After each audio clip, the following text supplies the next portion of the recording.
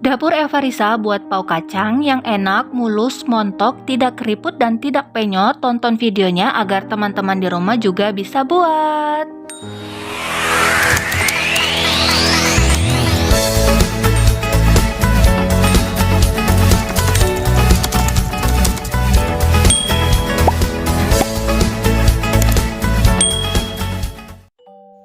Langkah pertama, siapkan kacang yang sudah disangrai dan haluskan dan masukkan ke dalam mesin blender seperti di dalam video ini.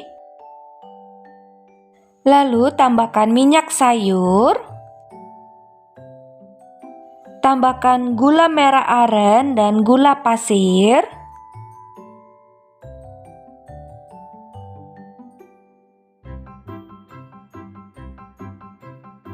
lanjut lagi, lalu haluskan kacang tanah yang sudah disangrai. Ikuti langkah-langkahnya seperti di dalam video ini ya.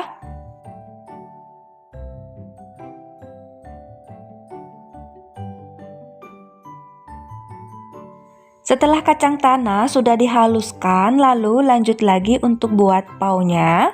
Untuk langkah kedua, siapkan wadahnya dan alat timbangan. Di sini saya menggunakan tepung terigu protein rendah. Untuk berat piring hijau sendiri 28 gram dan berat tepung terigu 300 gram ya. Jadi total 328 atau 29 ya, teman-teman.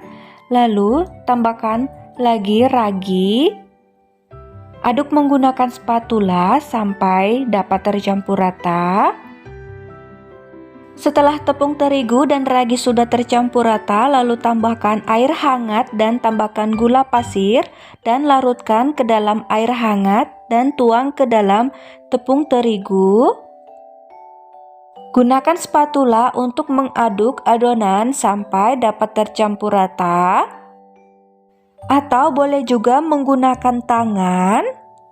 Teman-teman di rumah bisa lakukan seperti ini ya.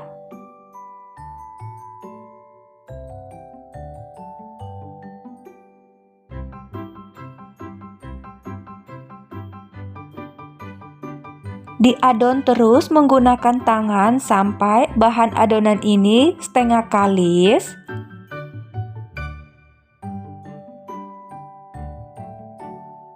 Jika adonan ini sudah setengah kalis seperti di dalam video ini, lalu tambahkan minyak sayur dan tambahkan garam halus, campur dan diadon menggunakan tangan sampai adonan ini kalis ya.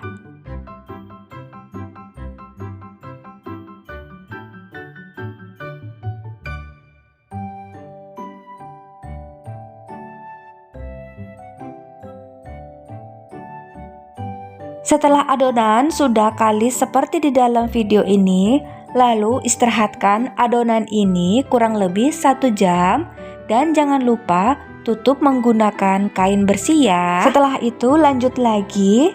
Nah, di sini kacang yang sudah dihaluskan, tambahkan air seperti di dalam video ini secukupnya saja agar kacang tanah yang sudah dihaluskan ini bisa dapat dipelung ya atau dibentuk. Ikuti langkah-langkahnya seperti di dalam video ini. Lakukan terus-menerus hingga semua selesai ya.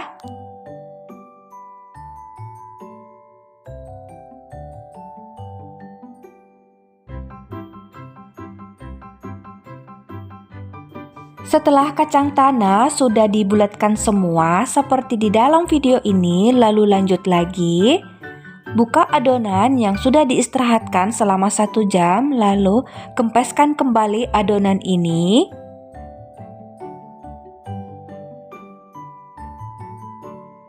Lalu siapkan alat timbangan dan timbang adonan ini bagi menjadi 10 bagian dengan berat yang sama.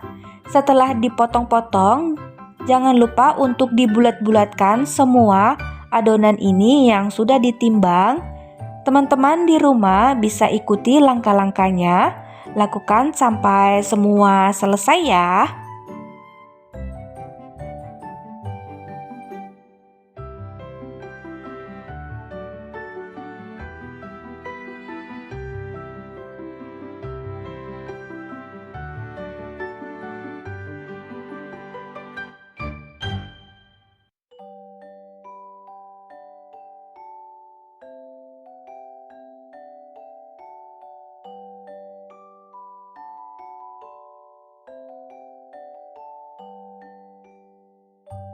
Setelah semua adonan sudah dibulat-bulatkan, lalu tutup kembali menggunakan kain agar adonannya tidak mudah kering. Lalu ambil satu adonan pertama, lalu pipihkan di pinggirnya. Ikuti langkah-langkahnya seperti di dalam video ini. Setelah dipipihkan, lalu masukkan kacang tanah yang sudah dibulat-bulatkan dan bentuk seperti di dalam video ini. Dan jangan lupa gunakan kertas untuk mengalas adonan bapaunya ya. Nah, teman-teman di rumah bisa lakukan ini, lakukan semua sampai selesai ya. Oh iya, teman-teman, di sini agar untuk memudahkan membentuk adonan, gunakan minyak sayur, lalu olesi di tangan dan bentuk adonan agar adonan bakpaunya ini mudah dibentuk atau dibulat-bulatkan ya.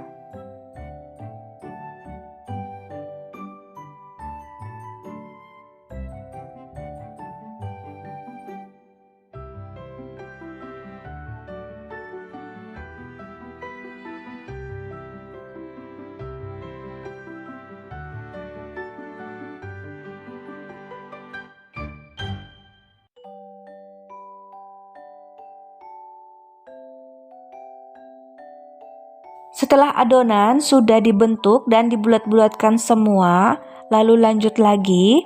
Istirahatkan adonan ini kurang lebih 1-2 jam di suhu ruang dan tidak perlu ditutup ya menggunakan kain.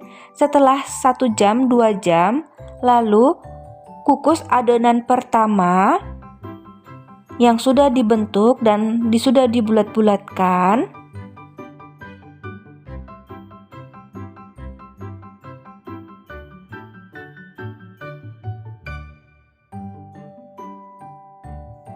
Panaskan tempat kukusan terlebih dahulu, lalu kukus adonan ini. Lama waktu untuk mengukusnya kurang lebih 15 menit dan tidak perlu untuk dibuka ya. Setelah 15 menit, diamkan dulu selama 5 menit lalu dibuka kukusannya. Nah, teman-teman di rumah bisa mengetahui cara mengukus seperti ini ya.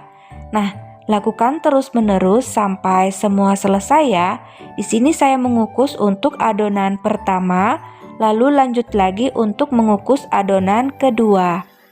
Jadi teman-teman, pada saat mengukus adonan ini, caranya 15 menit dikukus. Setelah itu matikan apinya, lalu jangan dibuka dulu, diamkan selama 5 menit, baru kukusannya bisa dibuka ya. Nah, ini cara saya untuk mengukus bakpao tanpa menggunakan TBM, SP, atau baking powder. Dan di akhir video saya akan memberitahukan ke teman-teman bagaimana caranya agar bakpaonya siap dikukus dan hasilnya bisa mulus dan montok. Selain cara mengetahui bakpaonya bisa dikukus, saya akan memberitahukan bagaimana proofing adonan bakpao yang benar dan tidak salah pada saat adonan dikukus ya. Dan tada, ini dia teman-teman, bakpao kacangnya sudah jadi. Wah, cantik banget, mulus-mulus dan montok-montok. Nah, teman-teman di rumah bisa buat pao kacangnya seperti ini ya. Wah, senang banget, dia mulus dan montok, tidak keriput dan tidak penyot ya. Ini tanpa menggunakan TBM, soda kue atau baking powder ya. Dan saya menggunakan tepung terigu protein rendah. Jadi tanpa menggunakan tepung pao juga bakpao kacangnya bisa jadi ya seperti ini. Dan setelah saya tekan-tekan juga, bakpaonya juga tidak mudah untuk penyot ya.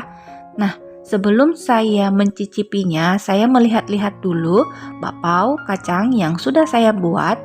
Teman-teman di rumah bisa lihat sendiri ya, ini mulus dan montok. Saya suka banget. Sekarang saya akan memotong bakpao kacang ini dan melihat isi di dalamnya seperti apa.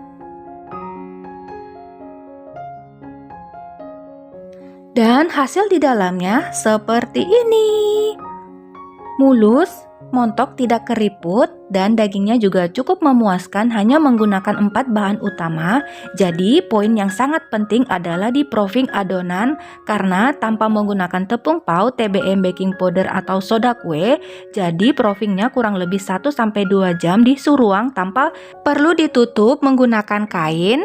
Semakin banyak ditiup angin adonan tersebut, semakin bagus adonan ya. Cara mengetahui teksturnya adalah seperti balon karet yang ditiup angin. Semoga resep dan tutorial ini boleh bermanfaat. Terima kasih sudah nonton.